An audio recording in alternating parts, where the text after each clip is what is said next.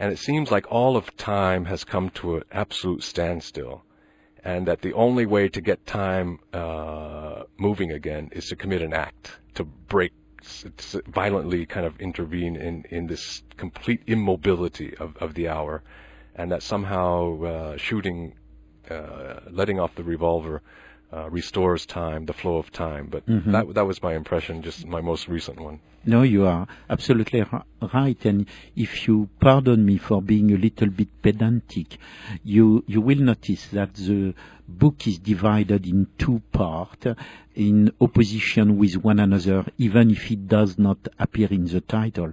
But Camus' books are very often, Camus' titles are very often in opposition, such as Exile and Kingdom. Here in the first part, in The Stranger, you have the sun, and the second part is devoted to shadow, l'ombre. Yeah. He's in jail, and in French you say when you are in jail, vous êtes mis à l'ombre, you are in the shadow.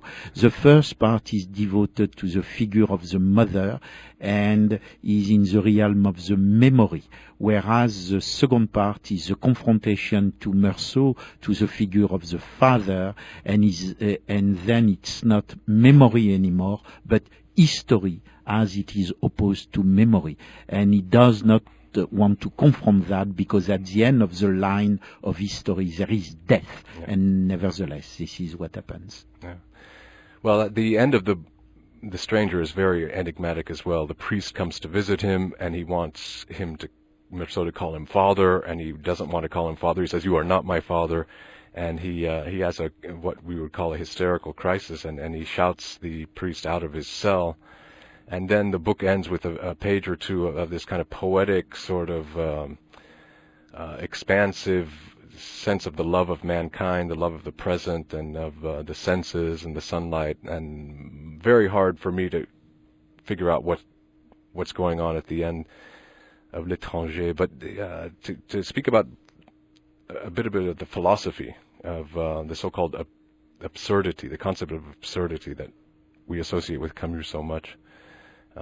Would you agree that in L'Étranger, at least he's laying down the ground for the sense that the universe that we inhabit cannot be humanized, that there is no foundation for our own personal ideals or moral values or our judgments of right and wrong, and therefore there's this essential absurdity of the human condition, where nature does not answer our demands. We cannot humanize nature, and nevertheless we have to live within this absurdity. And somehow Meursault becomes aware of this condition at the end of the book.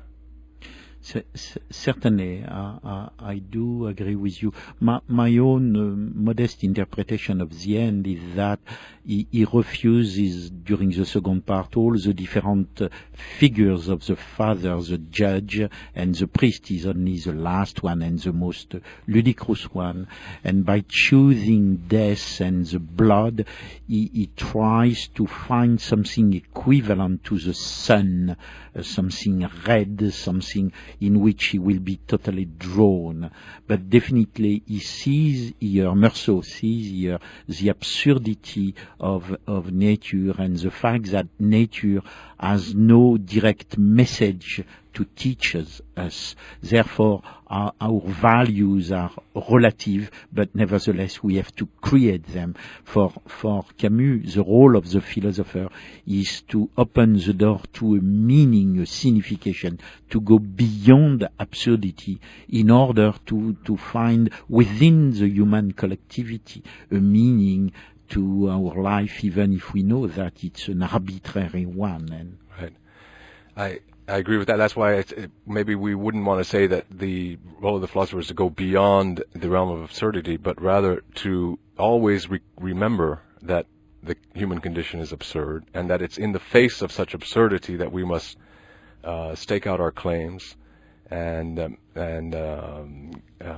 decide upon our values, and to humanize our relations with our fellow man, and discover what he called the solidarity between human people, but never forgetting that nature, that there's this failure on the part of the world to satisfy the human demand that it provide a basis for human values. No? True. Probably, at least at the beginning of his career, Camus has a conception of the philosopher who is close to the dandy. He explains it in the different chapters in the myth of Sisyphus. And the role of the philosopher is only to warn people and to let them know each time you try to convey meaning to something, you are going beyond the absurdity. It's a tentative to escape what is the foundation of human life and relationship to life, which is absurdity. Absurdity is almost a constant weapon that you have in your heart, in your mind, and you have to keep it constantly present in order to remember always the human condition. Right.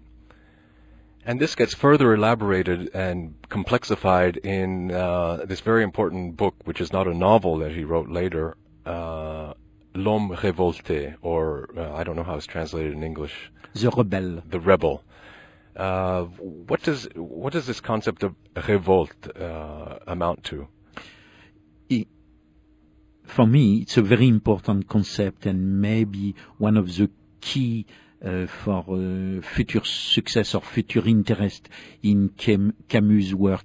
It might not be the greatest philosophical concept ever. Nevertheless, at his time and even today, it's extremely important.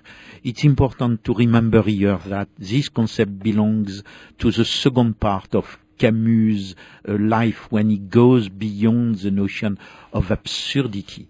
You know as well as I do that Camus was confronted to a huge Marxist and even totalitarian philosophy in France at that time, and he constantly opposed this acceptation of a huge sens de l'histoire, and which is linked to the notion of revolution. Yes. Camus did not want a revolution, but yet at the same time he did not want to accept the sort of passivity that bourgeois attitude was toward life. So he coined this medium way between revolution and acceptation, which he called rebellion. Rebellion is a much more modest attitude but lucid.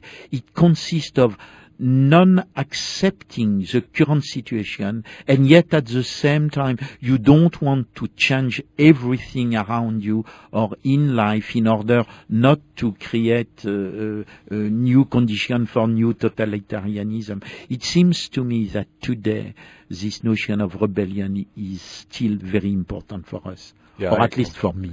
I agree.